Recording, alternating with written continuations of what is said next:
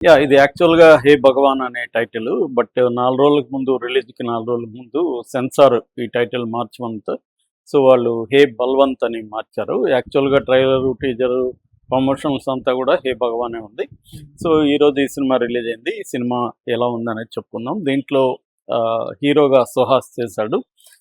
Shivani Nagaram 'little hearts' చేసిన అమ్మాయి దీంట్లో హీరోయిన్‌గా చేసింది. ఇది కాకుండా నరేష్ ఉన్నాడు, వెన్నెల కిషోర్ ఉన్నాడు, సుదర్శన్ ఉన్నాడు, తర్వాత బాబు మోహన్ ఉన్నాడు.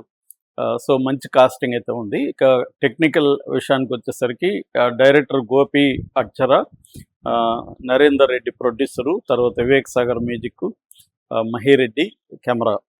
సో, కథగా తీసుకున్నప్పుడు ఈ రావు బల్వంత్ అనే ఒక బిజినెస్ మ్యాన్ ఉంటాడు. ఇది నరేష్ చేశాడు.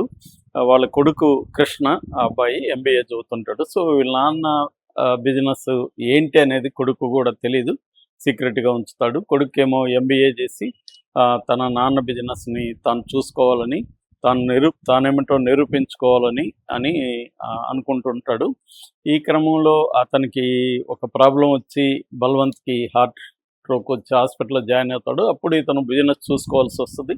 సో, ఇతను కోటు సూట్ వేసుకొని ఆఫీస్కని బయలుదేరితే అక్కడికి వెళ్ళినాక షాక్ తింటాడు. అదేంటంటే అదొక చీకటి వ్యాపారం. సో, దీన్ని ఎలా డీల్ చేశాడు అతను. దాని తర్వాత మిత్ర అనే అమ్మాయి నాన్న ఎమ్మెల్యే కావాలని కోరుకుంటున్నాడు, హర్షవర్ధన్ క్యారెక్టర్. సో, మిత్ర ఈ బిజినెస్ తెలిసి ఇతన్ని లవ్ చేసిందా లేదా, దానివల్ల వచ్చిన ప్రాబ్లమ్స్ ఏంటి, అజయ్ ఘోష్ క్యారెక్టర్ ఏంటి, అజయ్ ఘోష్కి ఈ హర్షవర్ధన్ క్యారెక్టర్కి మధ్య ఒక కాన్ఫ్లిక్ట్ ఉంటుంది. సో, ఈ హోల్ ఎపిసోడ్లో తండ్రి కొడుకుల మధ్య రిలేషన్షిప్స్ ఎలా మారుతూ వచ్చాయి, దీనివల్ల అతని ప్రేమ అనేది ఎలాంటి ప్రాబ్లమ్స్ ఎదుర్కొంది, ఇది బేసిక్గా లైన్. అంటే సింపుల్గా చెప్పాలంటే తండ్రి కొడుకుల అనుబంధానికి తండ్రి చేస్తున్న ఒక వ్యాపారం వల్ల వచ్చిన ప్రాబ్లమ్స్, దాన్ని ఎలా సాల్వ్ చేస్తున్నారు, ఇది కథగా వెరీ సింపుల్ స్టోరీ. దీన్ని నడిపిన పద్ధతి తీసుకున్నప్పుడు డైరెక్టర్ చాలా బాగా నడిపాడు. బిగినింగ్ ముఖ్యంగా ఫస్ట్ హాఫ్ వరకు చాలా మంచి కామెడీ తీసుకురాగలిగాడు. ఈ ఈ తండ్రి కొడుకుల మధ్య కావచ్చు, ముఖ్యంగా సుదర్శన్ క్యారెక్టర్ అయితే మనకు గుర్తుండిపోతుంది. ఆ అబ్బాయి కూడా చాలా బాగా చేశాడు. సుదర్శన్కి సుహాస్కి మధ్యలో వచ్చే సీన్లన్నీ కూడా హిలేరియస్గా కామెడీగా ఉన్నాయి.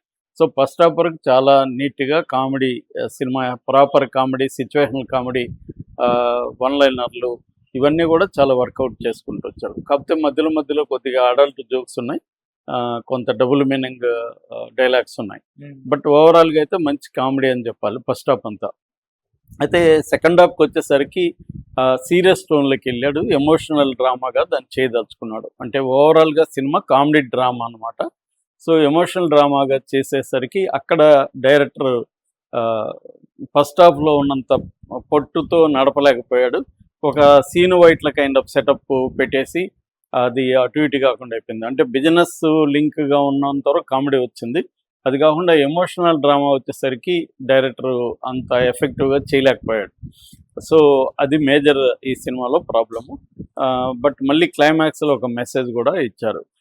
ఇటువంటి ఒక ఇంట్రెస్టింగ్ ఆస్పెక్ట్ తీసుకోవడాన్ని డైరెక్టర్ మనం అప్రిషియేట్ చేయాలి. అంటే ఒక డిఫరెంట్ పాయింట్ తీసుకొని రెగ్యులర్గా కాకుండా దాని నుంచి కామెడీ, దాని నుంచి ఎమోషన్ ఎలా క్రియేట్ చేయొచ్చు అనేది డైరెక్టర్ ప్రయత్నించాడు. ఆ ప్రయత్నంలో కొంతవరకు మాత్రమే సఫలమయ్యాడు, కొంతవరకు ఆయన అంతగా సఫలం కాలేదు. సో, అది క్లియర్గా చెప్పచ్చు. అయితే ఇక్కడ నడిపిన పద్ధతి మాత్రం ఇంట్రెస్టింగ్గా ఫస్ట్ హాఫ్ వరకు అయితే ఇంట్రెస్టింగ్గా డైరెక్టర్ తీసుకెళ్ళాడు. అంటే మనం ఊహించని చోటంతా కామెడీ వస్తుంటుంది. వెన్నెల కిషోర్ ట్రాక్ కూడా బాగా కామెడీ వర్కౌట్ అయింది. ఈ నరేష్ కూడా చాలా బాగా చేశాడు దీంట్లో.